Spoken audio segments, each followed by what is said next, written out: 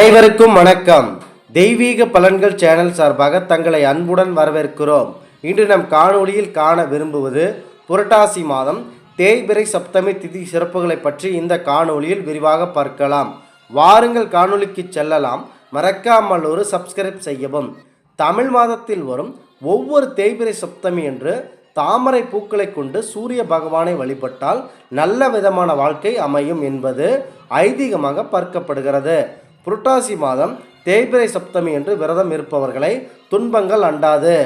இந்த தேய்பிறை சப்தமி திதி விரதம் மனதில் இருக்கும் குறைகளை நிறைவேற்றும். இந்த தேய்பிறை சப்தமி திதியில் நீங்கள் சுப காரியங்கள் நடத்த விரும்பினால் அந்த தேய்பிறையின் ஆதிக்கம் அதிகமாக கூடியிருப்பதனால் அஷ்டமி முதல் அமாவாசை வரை இந்த சுப நிகழ்ச்சிகளை தவிர்ப்பது நல்ல செயலாகும். பொதுவாக சப்தமி திதி என்றால் 7 என்று அர்த்தமாகப்படுகிறது. அமாவாசை திதி மற்றும் பௌர்ணமி திதி நாளில் இருந்து வரும் 7வது நாள் சப்தமி திதியாகும். இந்த சப்தமி திதி நாள் வரும் சூரிய பகவானுக்கு நல்ல நாளாகும்.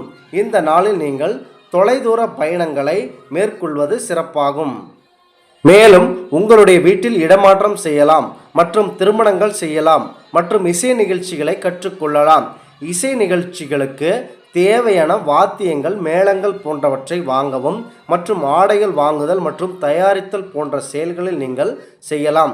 இந்த தேய்பிறை சப்தமியில் சூரிய பகவான் அவர்கள் குதிரையில் பூட்டப்பட்டு உலா வருவதாக கூறப்படுகிறது.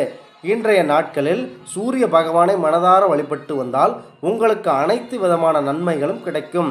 இந்த புரட்டாசி மாதம் தேய்பிறை சப்தமியில் திருமணத்திற்கு தேவையான வரன்களை பார்க்கக்கூடாது. மேலும் புரட்டாசி மாதம் செவ்வாய்க்கிழமைகளில் வரும் சப்தமி திதி சுப காரியங்களை நீங்கள் செய்வதை தவிர்க்க வேண்டும்.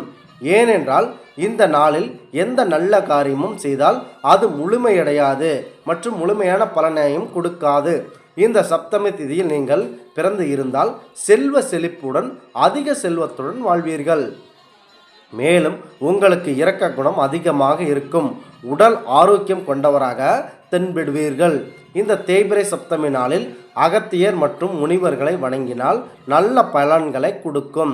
இந்த தேய்பிறை சப்தமியானது 24/9/2024 அன்று செவ்வாய்க்கிழமை புரட்டாசி மாதம் 8ஆம் தேதி இந்த தேய்பிறை சப்தமி வருகிறது.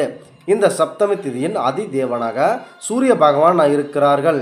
இந்த தினத்தில் 7 குதிரைகளுடன் பூட்டப்பட்ட ரதத்தில் சூரிய பகவான் அவர்கள் சிறப்பாக நமக்கு நன்மை கொடுக்கும் வகையில் வருகிறார்கள்.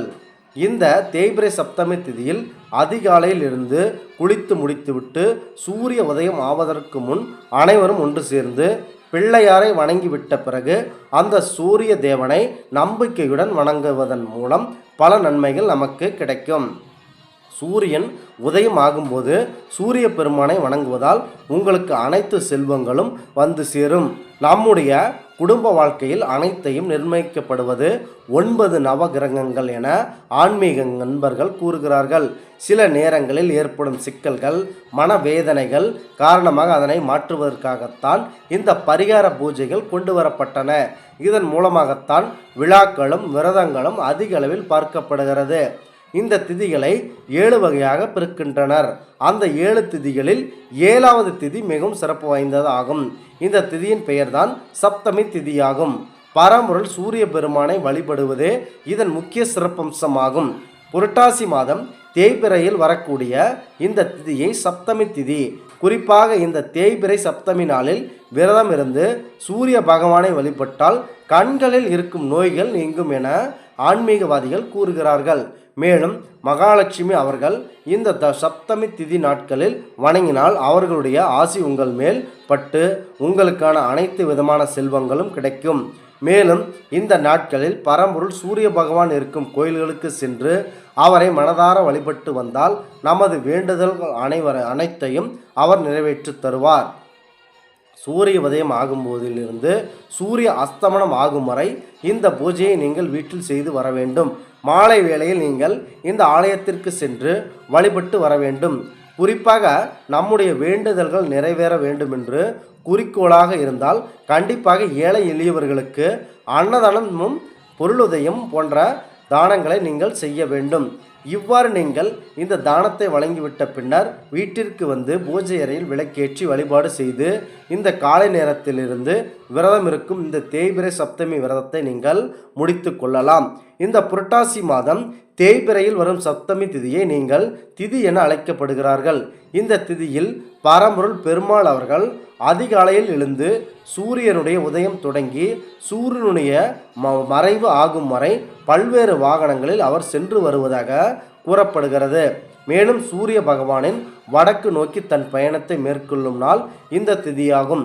இந்த திதியை நன்றாக செயல்பட சூரிய பகவானை பெருமாள் அவர்கள் வணங்கி தன் பயணத்தை மேற்கொள்ளும் நாள் இந்த நாட்களில் நீங்கள் சூரிய பகவானை அவரை வேண்டிவிட்டு நீங்கள் பயணத்தை மேற்கொண்டால் உங்களுக்கு நல்ல செயல்கள் கிடைக்கும் என்பது ஐதீகம்.